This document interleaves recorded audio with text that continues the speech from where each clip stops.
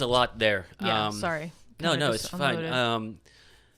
I definitely do want to really hit home that point that media makes a whole lot of Yeah. noise about things when there's so many good things happening in the world around us, you know? Mm-hmm. He's peeking his head in. All right, Kat, you can come in here. But it's important to know, though, like, there's so much,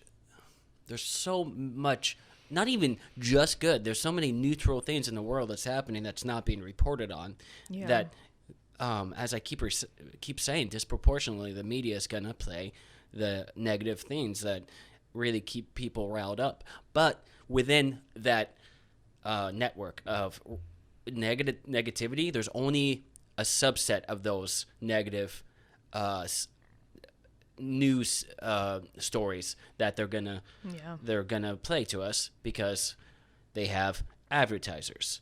This is the entire way it works. I'm gonna be making an episode about media, and this is why it's on my mind when you were talking about it. But no matter who you watch, from CNN to Fox to MSNBC, although the journalists themselves, the anchors, they're not trying to mislead you. They're not trying to, take you down in different directions. They're essentially reading scripts. They believe what they're saying, but what they are allowed to say falls within that Overton window we were talking about the other day, you know?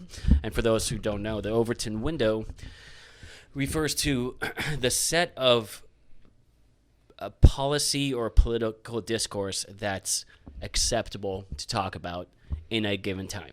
In any given period, in any decade or any set of years, it is acceptable to talk about a certain amount of things, but not acceptable to talk about anything outside of those things. And that's what's outside of what we call the Overton window. Yeah. Right now, our Overton window, you can just kind of imagine, is this tiny little window, and that's all the media is going to give you. That's it. And there's a huge issue with that because there's a side of America we don't know of or that we don't see. And so you have the mass amount of the public, especially ones who don't know anything about the news, reacting to this subset of information that really, okay, yes, you should react. And there's a good reason to be either angry or upset or fearful or whatever appropriate reaction there is. But it should not be all we think about.